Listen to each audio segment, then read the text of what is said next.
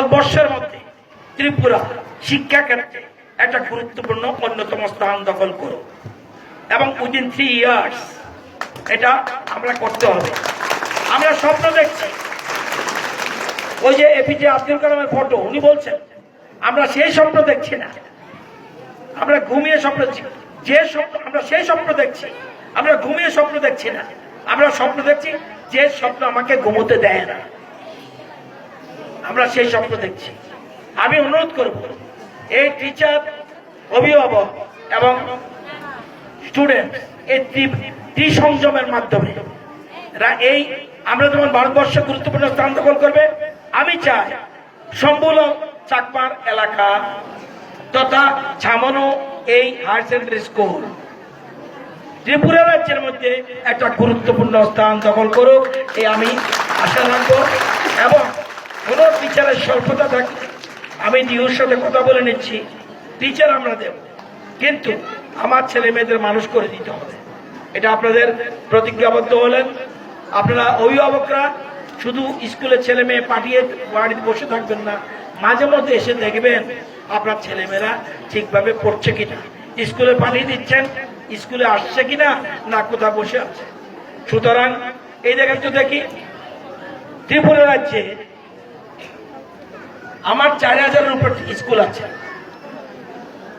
এরকম সুন্দর Indian map 10টা স্কুলে নেই, 10টা স্কুলে।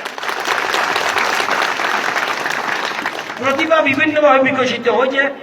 বলছে দেখবেন আরেকজন লিখেছে এই ম্যাগাজিনে, ধ্বংস সৃষ্টি করে ধ্বংস করে সৃষ্টি করে, সৃষ্টি করে ধ্বংস করে, বিউটিফুল। সুতরাং এই যে নতুন সৃষ্টি, নতুন প্রজন্ম, তাদেরকে আগামী দিনে আপনাদের চলার পর কিচ্ছু লাগবে না। আপনি বলতে পারেন যে আপনার প্রচুর টাকা পয়সা থাকতে পারে, কিচ্ছু লাগবে না। আপনার ছেলে মেয়েকে মানুষ করে দিন, দেখবেন পিছনের দিকে আর তাকাতে হবে না, শুধু এগিয়ে যাচ্ছেন, এগিয়ে যাচ্ছেন, এগিয়ে যাচ্ছেন। আমরা সেই শিক্ষা ব্যবস্থা চালু করার জন্য আমরা উদ্যোগ নিয়েছি। আপনাদের সকলের সহযোগিতা চাই। ছামনোর মানুষ ভালো থাকুক, সকল সম্প্রদায়ের মানুষ ঐক্যবদ্ধ হয়ে এখানে এই যে নেতাজি সুভাষ, উনি কে জানো? নেতাজি সুভাষ আজাদি পতাকা, দেশ ভারতবর্ষ স্বাধীন হয়েছে বলে কবে উঠিয়েছে, কিন্তু নেতাজিকে ভেঙে ফেলবে। এটা উত্তর না দিতে পারলে ছামনো স্কুলের নেতাজি সুভাষের ফটো রাখা উচিত নয়। আমি দুঃখ থেকে বলছি, এটা বাংলার উদ্দেশ্য বলি। নেতাজি সুভাষ কবে এবং কবে ভারতবর্ষের স্বাধীনতার পতাকা উঠিয়েছে, কোন ইয়ারে? জায়গার নাম না বললেও চলবে, কোন ইয়ারে? নাম 1947 সালে।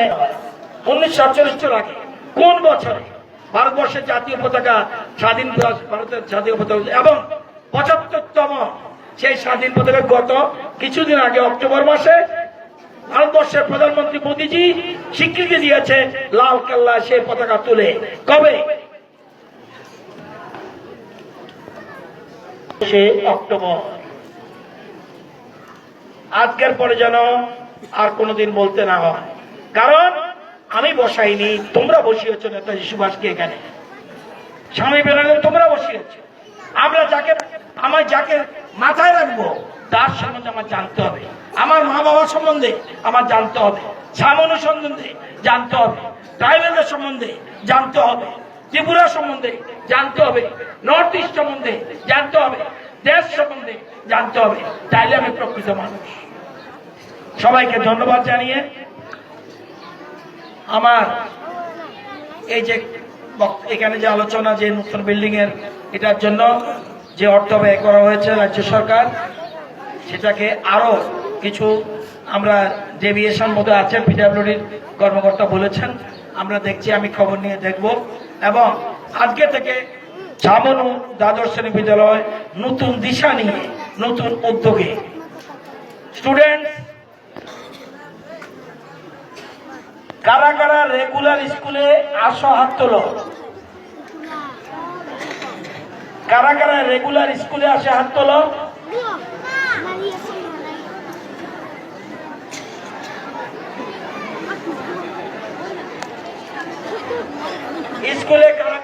কালকে থেকে আসবেন, হাত তোলো।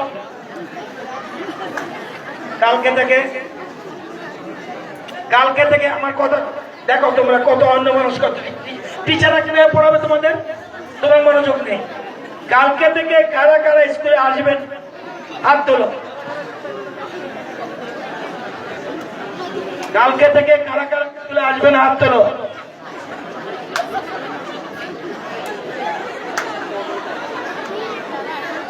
ঠিক মতো স্কুলে আসবে, ঠিক মতো স্কুলে রেগুলার, শিওর? আমার কথা দিচ্ছ শিওর? সবাই শুয়ে বলো, টাচ করো। গাছের তলায় পড়াবে টিচাররা, জায়গা না হলে গাছের তলায় পড়াবে। বিলাসিতা দিয়ে শিক্ষা হয় না, দরকার হলে গাছের তলায় পড়াবে। আমার সরকারের পয়সা না থাকলে কি হলো, গাছের তলায় পড়াবে। কেন? রবীন্দ্রনাথ ঠাকুর, স্বামী বিবেকানন্দ, নেতাজি সুভাষ, দরকার হলে গাছের তলায় পড়াবে। সুতরাং চিটিং করবে না। যদি চিটিং করো, আগামী 2 বছরও তোমাদের স্কুলে আমি আসবো না। একদম ভেরি ক্লিয়ার। বাইক ছেড়ে দেবো নিশ্চিত।